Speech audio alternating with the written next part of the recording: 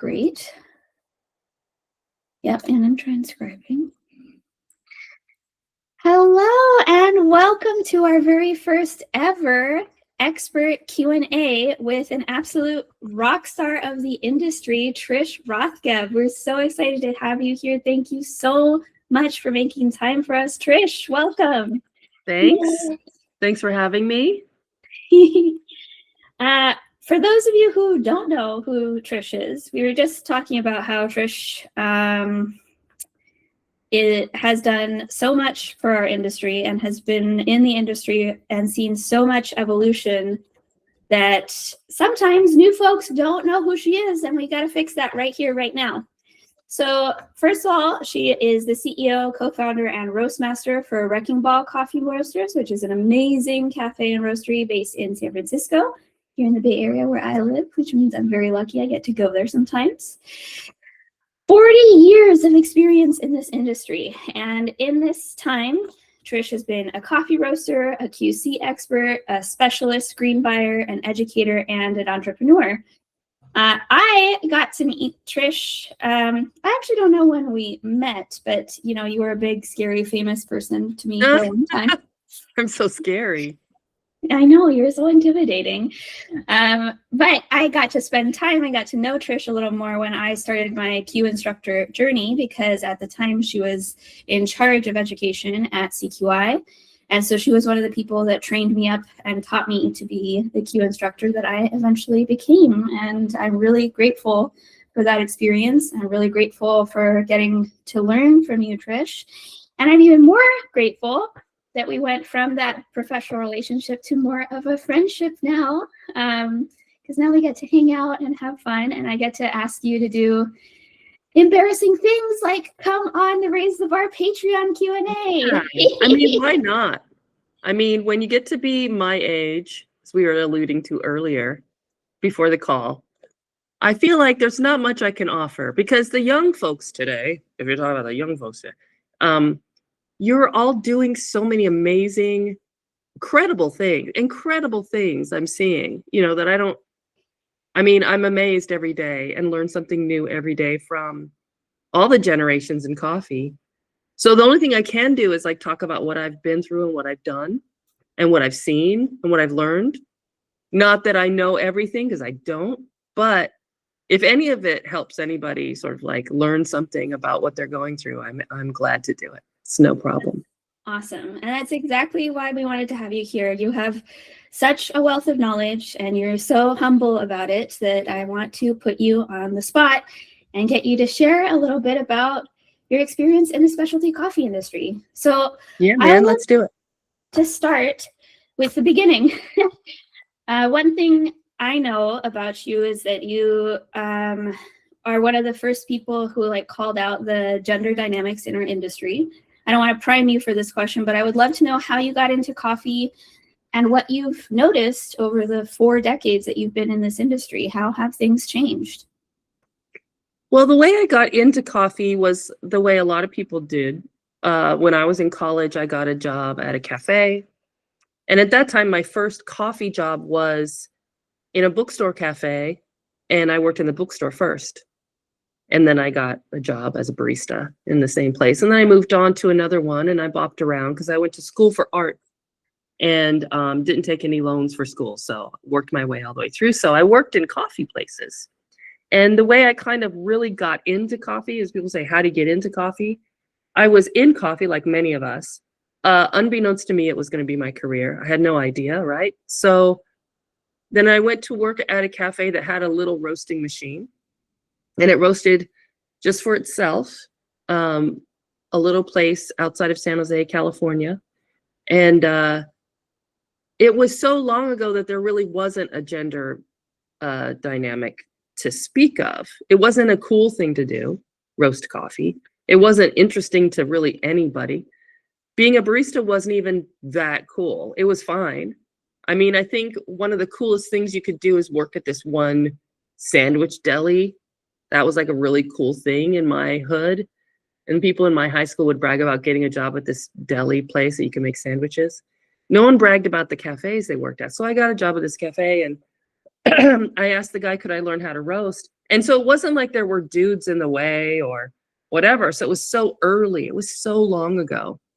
That was 1990, 1989, 1990. So I just asked him, can I learn how to do this? Because in my mind, it was like, oh, I could do this. And yeah, I could spend more time doing other stuff. I get in early, roast coffee. It's interesting. I thought it was interesting.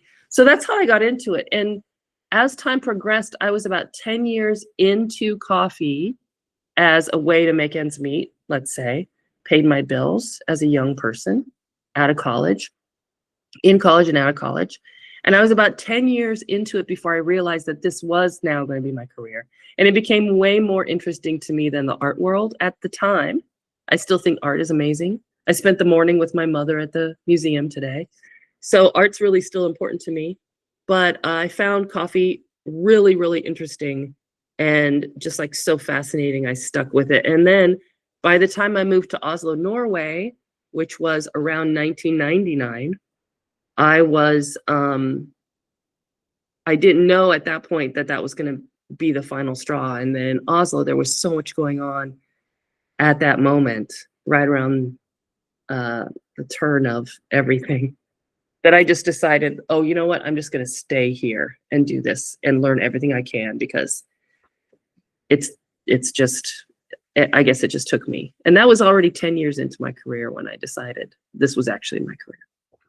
Yeah, that time in Northern Europe was like really exciting for specialty coffee, right? That was kind of I don't know about the beginning, but there was a big influence of specialty coffee culture coming out of that part of Europe at that time. And you got to participate in that?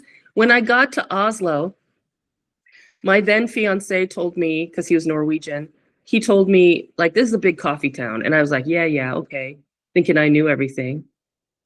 And in that town was Robert Thorson and Tim Wendelboe. I met Tim Wendelboe when he was 19 years old. And he was just a kid, and he was like super fascinated with working at the bar he was working at. And I met him, and he made me an amazing cappuccino. And I was like, what's the coffee in here? And he said, this is called barista blend or something, from Solberg and Hansen at the time. And I said, yeah, but what's the coffee? And he goes, I just told you, it's called barista blend. I said, no, but what's the coffee in that blend? And he was like, what do you mean by that question? So it was like that long ago. It was that long ago. Wow, that I was in Oslo. And when I was in Oslo, they started all the barista competitions right when I was there. And that was when it was still the Nordic barista competition. The world wasn't participating in it yet. And the Norwegians, specifically Solberg and Hansen out of Oslo, were making these competitions happening. They were making them happen. And right around 2000, 2001 is when it sort of went to SCAA at the time. And it sort of became a worldwide thing. Wow. Yeah. Did you compete at that time or no? No. I met Robert Thorson, who was the first world champ. He was the first ever world champ. He won it in Monte Carlo in like 2001 or something. I met him right before he went to that. Monte Carlo? Yeah, I think it was Monte Carlo. And I met him like months before he went to that competition. Wow. And he, it's really funny. Like, if I think back at all, we went to lunch right before he was going to leave. These are long stories, so just tell me if it's annoying. No, this is what we want. Please, God, tell us everything. We went to lunch at this place. It was actually a museum. We went to lunch at this cafe in the museum, and this very cool chef was there. And he used to do this thing where he sprinkled syrups and sauces all over the plate. And we ate one of those desserts that day. Then he went to the competition and he made his signature drink, still so brilliant in my mind. The first winning signature drink was a demi-tasse. So he made an espresso shot, which he shook in the coldest ice he could find. Like, it was smoking. It was so cold, the ice. You know what I'm talking about? Mm-hmm. And he took a little espresso, took a little martini shaker, like one that big, and he put ice in there that was super cold. He put the shot in there. And he shook it so it came out like completely viscous. Okay. He poured it into the center of the dimple of the saucer. And then he sprinkled strawberry syrup all around it, like when we went to lunch, the stuff that was on our plate at lunch. Wow. And then the way you drink that is you shoot the whole thing out of a saucer, which is a traditional way that Norwegians drink coffee, out of the saucer. Oh. And then you had to lick everything off the saucer to get it all. Wow. And he told me he did that because he liked the idea of thumbing his nose at the judges a little bit and making them do a thing. Like he loved making them like lick the plate. Like he forced them to lick the plate. Like how brilliant is that? That was the first signature drink winner in the world.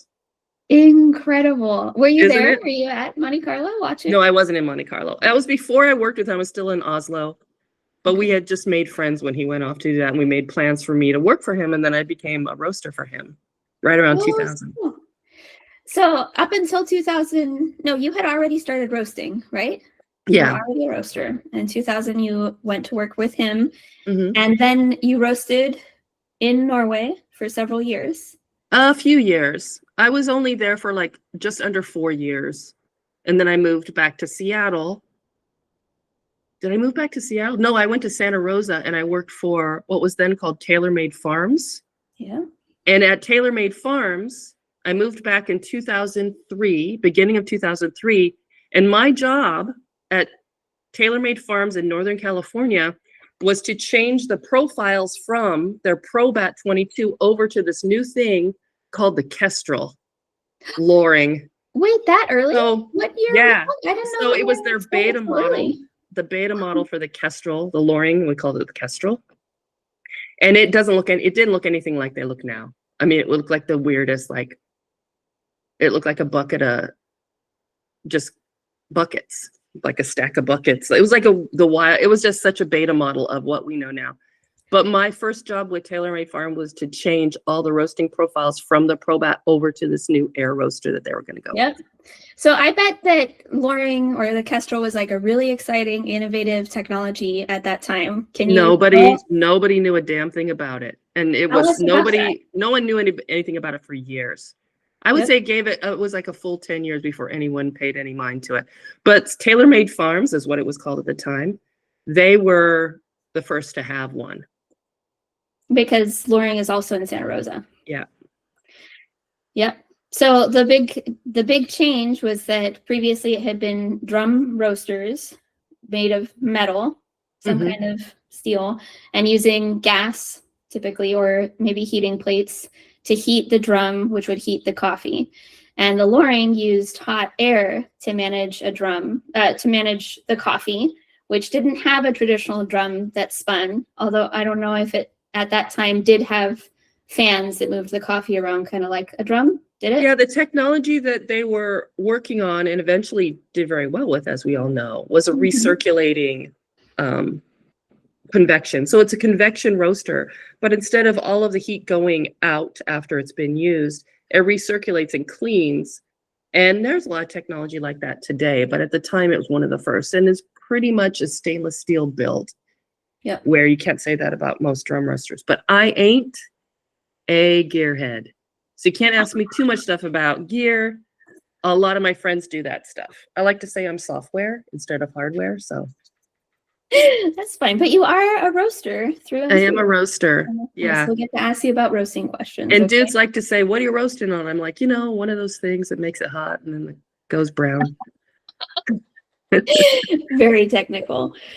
Sorry, okay, so we got a little bit of background on how you started in the industry. Now, I wonder if we can zoom out. I want your opinion. I want you to be personal. I don't know about vulnerable, but I'm sure that in all these years in the industry, you've seen patterns emerge that, like, I've seen patterns, but I've been here less than half the time you have, right?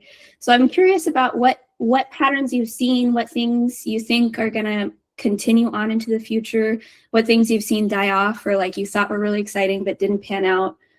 What is your perspective? What's your experience been? Well, recently, in fact, just this morning, I was sort of chatting with a friend of mine, Colleen Nunu, and we were fascinated. If you know Colleen, we've been around for a long time. They've been around since, I don't know, just a little bit after me. They came around. But anyway, we were talking about this idea, and this is just one example of many, but the idea that people, even of this new generation, are misinformed about what organic and fair trade and that kind of thing means. And there was a talking point back in the day, 20 years ago, where when fair trade and organic was very important to have, and it was sort of in its heyday, coming out of the 90s and into the 2000s, people who didn't want to do it there were all kinds of people coming in from sort of a colonialist sort of point of view, which is like, those producers should not be doing that, like pointing their finger at producers and being like, we know what is the right thing for them to do, sort of thing. If you get what I'm saying. And so there was a lot of talk from what we call now third wave roasters who would say things like, all specialty coffee is organic anyway, right? Everything that you see is probably already organic, right? Or we don't have to worry about certified fair trade because we're making sure our farmers are making the money. Okay. Obviously, this is on a case-by-case basis.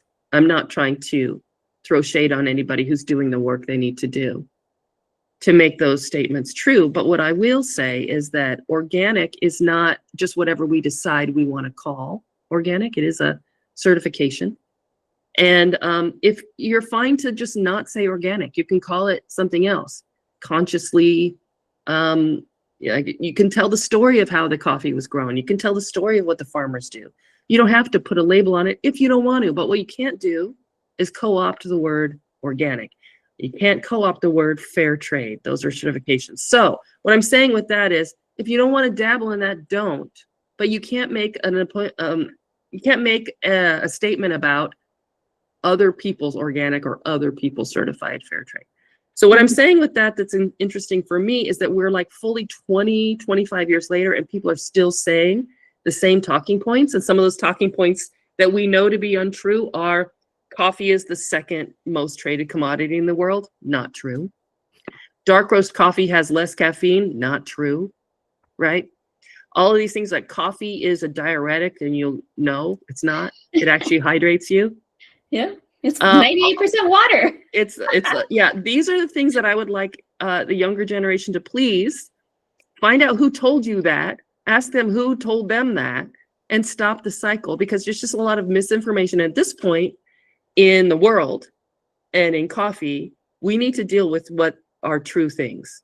Yeah. And less what my mentor told me, or what this old fart told me, or Trish said it, the other day. Find out what's true. That's what I would say. I don't know if that answers the question, but that was my little soapbox, I think. No, I love the soapbox, and I think that these are all true statements.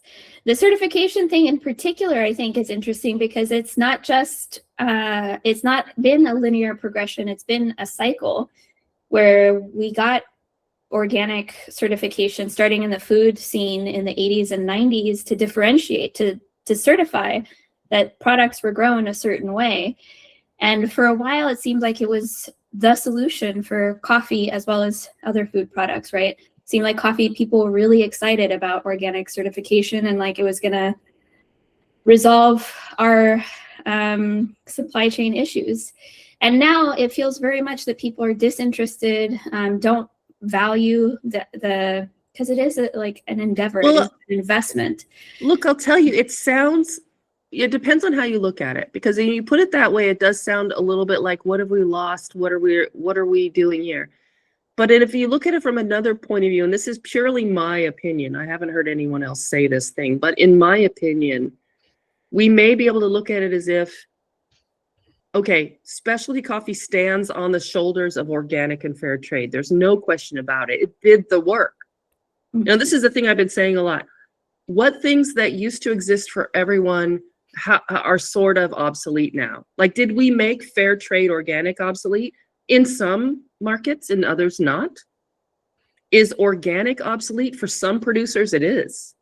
Like, if they just don't need it. It's like those certifications did the work. Yeah. Right? So if you were buying fair trade for years and years and years, and you end up making relationships with those producers to where now you know them and you work with them constantly and you work together on things and you have commitments to each other. Hey, wasn't that better than a certificate of fair trade? Does that happen all the time? No. And are people claiming it happens when it doesn't? Yes. Okay, so there's not like someone in charge of everybody to make sure they're doing the right thing. But what I will say is that there are, if we could say we've done the work on a lot of levels, we've done the work over time to where people now have relationships with producers, to where now people know how to look at a farm when they go visit and say, can we work on this not being so close to the drying beds, or can we, whatever best practices are, and hopefully producers and buyers are a bit on the same page of what their goals are. And that's a relationship thing. Yeah. Yeah, I love that perspective, actually. I wasn't saying that we had like solved the problem or moved past organic. I meant more that it had like fallen out of favor, kind of. But I like what you're saying, which is that in some ways, like organic and fair trade and these certifications were so successful that maybe they're not as necessary. They've like solved their own problem to some extent. And maybe in the next 15 or 20 years, we'll come back around and we'll need the certification again to kind of course correct. I mean, for some people, they need a certification, and that's okay. That's cool. Yeah. But when people like to say that thing about all specialty coffee's organic anyway, what they're saying is you can't make those flavors with mass-produced, sun-drenched, heavy inputs, chemical, blah, blah, input. What they're saying is it's most of the time it is careful farming and very few, and then it doesn't certify as organic because they have to add a couple things once in a while or whatever. But for the most part, those are dangerous, slippery slope conversation to get into. Yeah. But I think what they're saying is that best practices are, again, not codified anywhere, but best practices are what people are looking at. Are you on the same page with your partners? It's the question. Yep. Really interesting. Thank you, Trish. So in your coffee journey, we left you around 2004, and I think that you were in Santa Rosa. And I'm curious if I'm right that it was around that time that you started to get involved with CQI, or at least that you heard about CQI. I've found that a lot of people don't know anything about the first 10 or 15 years of CQI, and I find it fascinating. So if you feel comfortable sharing a little bit about your experience with that organization from that time, I would love to hear about it. Yeah, so when I went from Santa Rosa, I was working for TaylorMade Farms, and at that time, I was elected to the Roasters Guild Executive Council, and that was the first time they had an election, so I put my hat in the ring, and I was like the only woman on the Executive Council. Sometimes I like to mention shit like that, okay? And at the same time, there was a committee in the SCAA called the Tech Standards Committee. And the leadership of SCA came to the Roasters Guild and said, we would like you to define specialty coffee. And the Roasters Guild, the leadership at Roasters Guild, all said, no, thank you. We don't want to do that. And it went to the Tech Standards Committee, and Tech Standards were like the sciencey, nerdy guys. And thank goodness for them. And they were mostly guys. Let me just say that. And these Tech Standards guys were kind of from all over Central and South America and Europe and the United States. And they built what we know of, or what is soon to be retired, which is the Green Coffee Schedule, the Green Defect Coffee Handbook. And they created the cupping form that we used for many years at CQI. All the standards that CQI used, Coffee Quality Institute, were from the Tech Standards work in the SCAA. At that time, way back then, SCAA and CQI were all run kind of by the same people, but two separate not-for-profits. So the SCAA at the time was a membership organization built on markets and, business and blah, blah, blah. as we realized, and Ted Lingle at the time, who was in charge of kind of both things in some way, he realized that they were creating quite a demand for specialty coffee, and there was more demand pretty soon than we had capacity to access. So he said there had to be some kind of message brought to producers to let them know what is coming down the road, and that they should be prepared for this new category, specialty coffee, which before that, they hadn't really spent that much time. It was like up to us to decide which things were yummy and which things were commercial or whatever. So he decided to build this thing, and he built it off of another organization. It became CQI, but they were very, there's talk nowadays in the last like 5 months or whatever, how long we've been into this, since whatever, the deal that was recently made between the two orgs, that it's some new and unprecedented partnership. No, it isn't new and unprecedented. In fact, it began as they were the same thing basically, but because CQI dealt with a different thing, which was working in countries to benefit producers and work with producers, they were just two different mission statements. So they became two different things, but they were essentially all the same people running it in a way, if that makes sense. So CQI took everything, because they were, brother, sister organizations. They're like, okay, thanks tech standards. Here's all the standards for specialty. We're going to make it into education for producers. It first became education for producers. And then over time, we believed, or Ted Lingle believed, there would be lots that would be certified as specialty lots coffee. And the way you would certify specialty coffee is get people highly trained to certify them.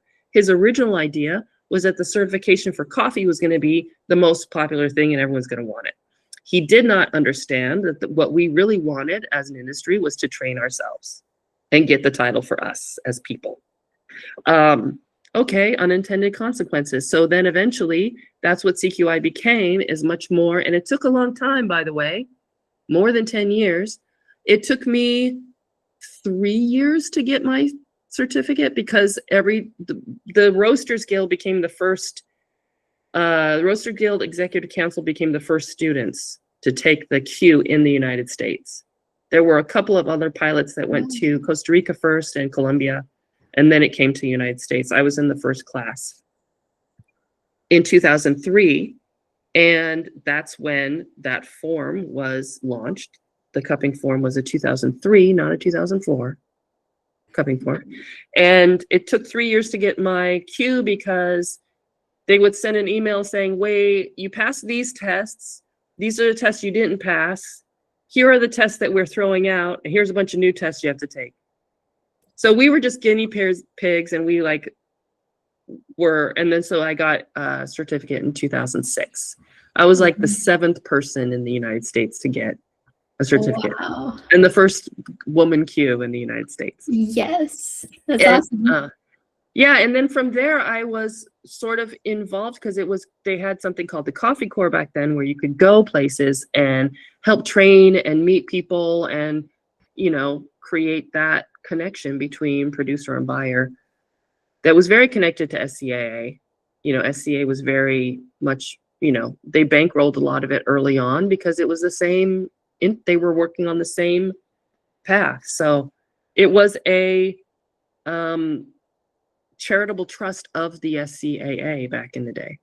So they were the same thing. Anyway, that's what I started teaching there for just cupping, or I would do cupping, tiny bit of roasting, but not much roasting training, mostly cupping training. Yeah.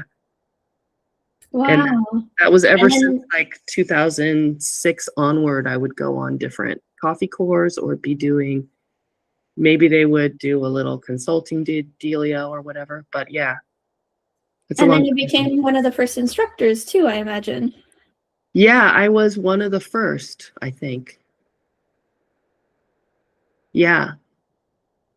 I don't know how many were, but there were only like 5 or 6 of us for a while, and then. This is a bit of a tangent, but did you ever do the coffee corps in Ethiopia? Yes.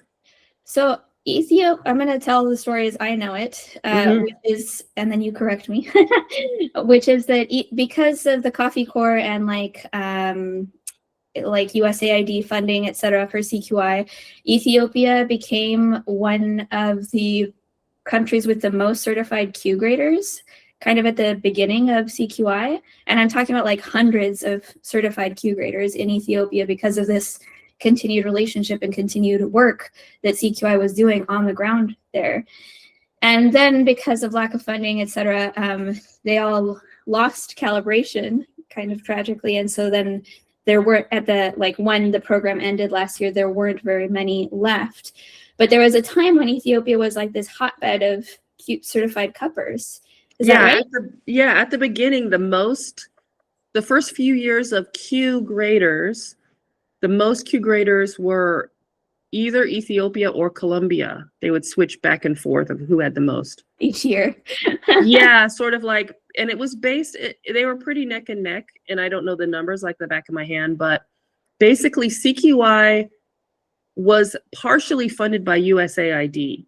So when USAID would go into a country to assist with whatever that country wanted them to do, because it was always requested, come and help us do something. So in Ethiopia, for example, the local government would enlist USAID to help with whatever. And if it was agriculture, it would be like agribusiness stuff. And they'd be like, okay, what do you produce? We produce sorghum, coffee, whatever. Okay, well, coffee, and then USAID would call CQI. Awesome. And it'd be like, we have some coffee work in Ethiopia. And then back then, CQI was like 70% project work, in which case the Q would fit into a project scope. A scope of work which was much bigger, like agronomists coming out to help with production, marketing, assistance, any number of things would go into the package, and one of the things would be, and that you will learn how to score specialty coffee with the Q, and that's why there were so many, because they were funded, and Colombia was the same. And then when it went away, it was just, it was like some country, I think, and I'm not an expert on this, but nonprofits work on this idea a lot when there's interventions, we call them, or when you come in to assist, that what is the capacity building? And that's a way to say, how does this keep going when we leave? Because we're not going to be here forever. And Ethiopia is one of those cases where it really went hard after we went away. And then it kind of flamed out because the government decided to change the focus. So at one point, the whole cupping exchange at Ethiopia was made of Q graders, and they had to be Q graders. And then they just changed their mind about that. And so that's just a political change, why that happened. Wow. Yeah. Really interesting. Yeah, and Colombia has always been, more affluent coffee production country, but they've kept their numbers. We're talking about like the first 10 or 15 years of the FNC too, right? So they were actively investing in training people, basically. Yeah, the FNC was very active in creating the standards with tech standards about what specialty is, so they were all into it. Wow, so cool. All right, a bit of a left turn here. The theme of the month is what is specialty coffee, and so we've been talking a little bit about CQI and SCA, etc. But what I want to know from you is, what is something that you think people don't know about specialty coffee, especially over the last 2 or 3 or 4 decades, but just in general? What's something you think most new kids on the block just have no idea about? I think that what people aren't aware of is that what we call the new definition of specialty, the SCA definition, which is, you can read it out for us. It is a coffee or coffee experience that is recognized for its distinctive attributes, resulting in a significantly higher value within the marketplace. I'll paste it into the chat too. Okay. What most people don't know about that definition is that it's been around for decades. It's not new. The only thing that's new is that the SCA is asking us to choose it as the only definition. So when it was the SCAA, we often talked about specialty coffee being a vanilla latte or a peppermint chocolate thingy, whatever, or whatever was happening on coffee bars. Frappuccinos were specialty. We often talked about that. We didn't shy away from that. We talked about it all the time as being specialty, a category of specialty. But when it comes to a green coffee standard, that is the one that CQI got involved in and created parameters and metrics for it that were very strict for specially green coffee. So they're really two different parallel universes. They're doing the same thing. Specialty is a big word. You can use it for many things, but they're not mutually exclusive at all in my mind. And unfortunately, it looks as if SCA wants it to be only one of those two things. And they don't want there to be parameters on green coffee. They don't, and look, I have my own opinion about that, but I just want everyone to know, like, that's nothing new there. Nothing new. We've always talked about it like that. We've always looked at a specialty drink that comes across the bar, dirty chai, anything. That has always been specialty. Coffee bars are Pete's Coffee, Starbucks, Blue Bottle. It's all specialty. Yeah, that's a little known fact. Nothing new here. It's the only thing is that it's the sort of the messaging now is that, oh, this is a new thing that everybody should embrace. Look, embrace it. I've always embraced that. It's nothing new. It's just there were more other concerns. And at the time, we were concerned that we were giving the right information to producers to produce the coffee that we could make sure we would sell and they would sell and we would buy. Yeah. It's very simple. It's like, let's make sure we're talking about the same kind of green coffee. And if we can get that far, you have a buyer for years and we have a source for years and everything's great because we're on the same page about what we're talking about.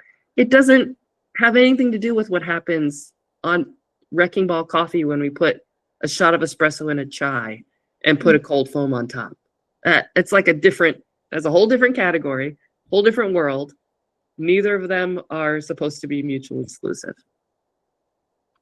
Super interesting. Yeah, I hear what you're saying. So are you saying that the new official definition is actually too broad and that we're losing the definition for green coffee, which is essential? It feels to me and it looks to me like they've eliminated the green coffee, the need for green coffee to have parameters or a definition. Mm-hmm. And for whatever reason, they believe we talked about it a lot in America when Barack Obama got elected, like we're post-racial America. And to say that we don't need to worry about communicating to producers about what specialty is because we're over it. Everybody knows already. I don't believe it. I think we're missing an opportunity to connect in a credible and repeatable and effective way and an efficient way and be transparent about the market for buyers and sellers of quality coffees. That's my opinion. We've let it go. It's been eliminated. It got doged. Oh, God. Doged. It's awful. It's awful. I'll make a lot of friends saying that stuff with my old friends at SCA. I think it's very salient, very astute. Let's hopefully bring it back to something positive. We'll see what you think. Let's do that. What are you looking forward to in the next? So you've spent several decades. What do you think what's some positive change that you're excited about in the next several decades in our industry? I think there are a lot of challenges ahead for us. I am looking forward to, on a very basic human sensory level, I'm looking forward to tasting new flavors.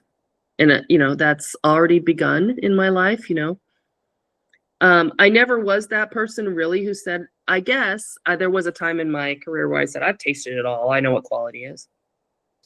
It's like,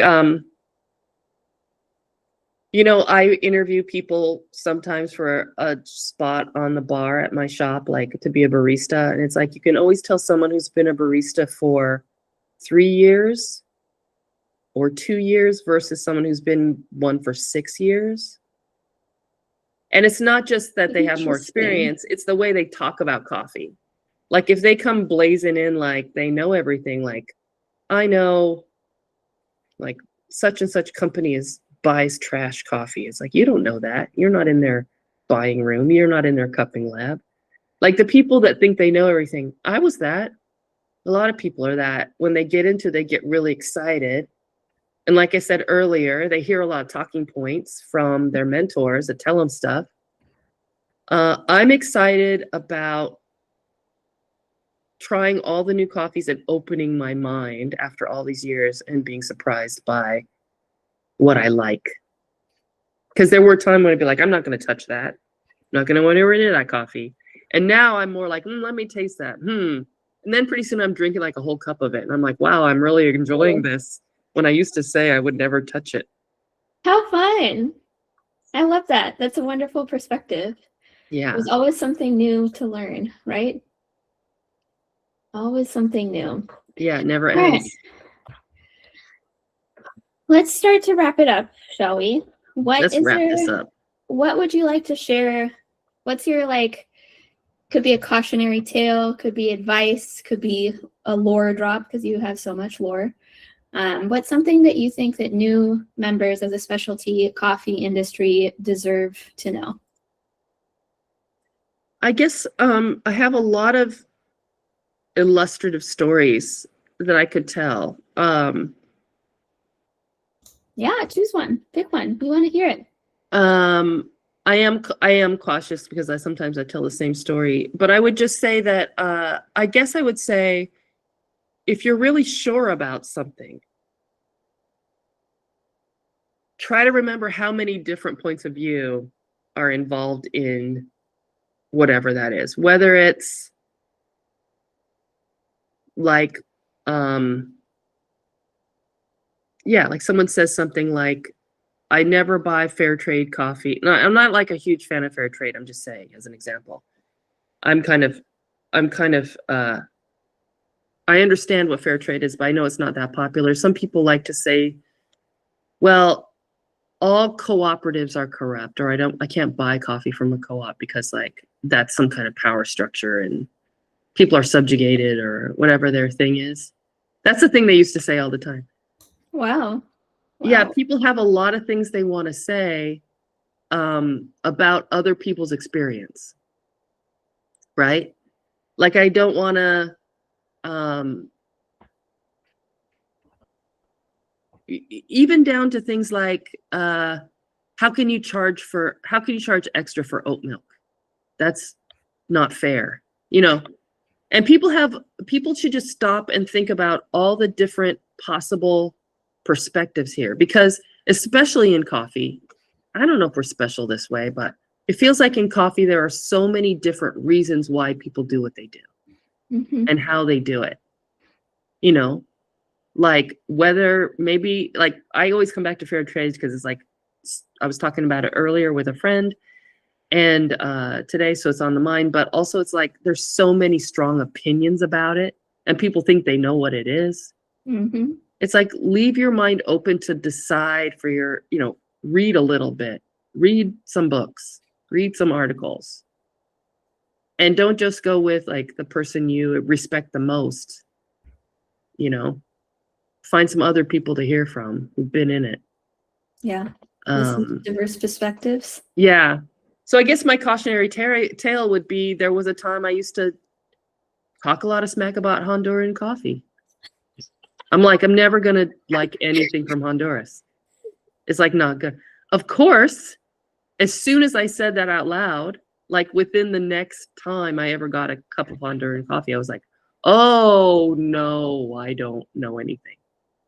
You know, like you could say whatever, like I hate Brazil coffee and blah, blah, blah. Oh yeah? Wait a minute. Wait 2 seconds. And Yeah. someone's going to serve you a Brazilian coffee, like amazing. It blows your mind. Yep. It's going to blow your mind. Yeah, it's that's kind of like, I hate dark roast coffee. Well, today I was at the museum. I had a terrible dark roast coffee. It was terrible. But then I was with a friend who was like, I was with a friend recently. He was like, I don't drink dark roast. I just don't. I'm like, taste this one. It's really good. We were at a place. And he's like, I can't. I'm like, taste it. It's actually good. I drank the whole cup myself. I'm like, he didn't like it because he had so much of a thing going on that he couldn't even taste it. But anyway, I would just say, yeah, that's what's amazing about coffee. I know that was a rambling answer, but No, I love that. Was good. That was excellent. Thank you for sharing that with us. Keep an open mind, be open to keep learning. No matter how old, and if you think you know everything like me, and one of the things I like to tell people is like, I know everything actually. Oh God. I've been around, like I know everything. Like someone's like, blah, blah, blah, Kestrel coffee roasters. I'm like, yeah, I know everything about it. You know, like I know the Q grader. Yeah, I know everything about that. Like I get to say that for a lot of things, but don't be that person. I'm not that person either. I love that. Well, tell us what you're working on. Tell us what you're excited about. Is there anything you want to promote? I am, at this moment in time, I am awaiting the chance to be able to say what I want to say about what I'm working on. But at this point, I'm not at liberty to say. How exciting is that? That's very exciting, actually. You're just drumming up anticipation, huh? Yeah. Incredible. All right. Well, in the meantime, people can come see you at Wrecking Ball, maybe. Yeah, come see me at Wrecking Ball if I'm around. I did a little thing called The Shift, which was a 3-episode talk show, which is hard to find. And there may be only 3, but if you go to my Instagram, it's at Trish Rothgeb, one word, which you can find at links here somewhere probably. And you'll see the links to how to watch that show. But what's great about that show is like a round table talk show. I'm pretty proud of that. That happened in 2025. So I'm really proud of that. I'd love for people to go there. And if you go there, please like it on YouTube. Like when you go to YouTube and watch it, like it there instead of on my Instagram. It doesn't do anything. You know how that stuff works. But yeah, I guess I'm pretty proud about that. Yeah. That's awesome. Well, thank you so much, Trish, for spending this full hour. I was trying to tell her that she was going to get off easy with a half-hour interview, but instead we chit-chatted the whole time. Well, it's so because I'm long-winded. And I have lots of you have so many valuable things to say. Yes, exactly. Thank you so much for being our very first expert at Raise the Bars Patreon. For our members, there's thank you, Trish. That was so good. That was amazing. So amazing. We have a Level Up archive drop coming later this week, and we have our January poll, as well as a sneak peek at February. We have a new theme coming up. And before we sign off, I know we have a couple members here. Do you have any questions for Trish? Any questions for us? Any final comments that we want to tackle before we leave for the day? Hey, Edward. Thanks for being here. This was a pleasure. What? So kind of rehearing or reevaluating the definition of specialty coffee. I'm curious how we can kind of bridge the gap to include, the coffee community that is maybe not specialty, that is more somewhat commodity, and still make this, connect this community. Yeah, it's a good question. I think one thing that I think even Sandra could probably speak better to is the idea that producers, for the most part, may have many different qualities on it that they're producing. So where I have come up in coffee in the specialty bubble, where I only look at things that, I could say score 84 and above and don't look at anything else. That producer has a lot more that they need to sell. So what was great about CQI is it promoted all coffee. It gave a definition and education around specialty, but also helped bring people up. It used to have something called premium, which doesn't exist anymore, which was a step towards specialty. But what I would say is that if we wanted to support the whole instead of just the tip of the pyramid, is to remember that when you go and make relationships and partnerships with producers, that you find out everything about them, and that find out everything they're producing and what their needs are and what's going on there. And then also try not to have this, try not to be prejudiced about people who are producing maybe commodity or something that doesn't hit a specialty grade, because all coffee needs to move somewhere and get roasted by somebody. What I would love is that all of that coffee could be defect free. That would be my dream for the future, is that 100% of the coffee that we get shipped to us is defect free, much in the way that wine is now defect free for the most part. But that will take some time. Cool. Especially Thank you. now, if we don't have a definition of defect. Yeah. Thanks. Does that I hope answer that your answered the question. Ed? Yeah, I think so. Awesome. Anything else that people want to know from our amazing expert, our coffee hero? I'm also curious, do you think we'll see more I don't know, points labeled on coffee bags, since they're, we kind of talked about how it, with this new standard, that there is, it kind of muddies like what is specialty in green. Yeah. Well, for what it's worth, the score. Oh yeah, that's changing. I forgot. The score, even back when there were a lot of Q graders doing the scoring, the score was never popular to put on consumer-facing bag. Yeah. Because it doesn't translate, because that's the green coffee potential. It's not the roast, and it has to go through market roast. So for what it's worth, I don't think scores are that useful. Like, unlike wine, if you put a score on a wine, some people understand what that is and others don't mind. They like what they like. Coffee is very much like, I think it's enough to say it's specialty or tell the story about the coffee, or if you're somebody who is a consumer of coffee, to get to know whatever that roaster is and what they do, it's probably more useful for the consumer than to look for a score.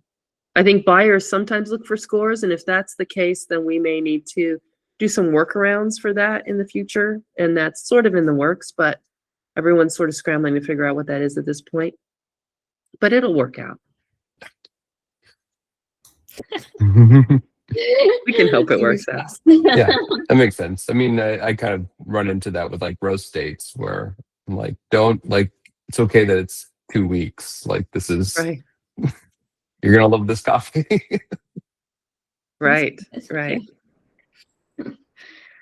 Awesome. Well, I think we should end it there since we're right at the hour. Thanks so much for joining us, friends. Thank you, Trish, for giving us some of your time and sharing some of your incredible depth of knowledge. And thank you to all our Patreon members for joining us today. I look forward to seeing you at our next event. Bye. Thank All you, right, everybody. bye. Thank you. Thank Bye, you. y'all. Thank you. Thank you.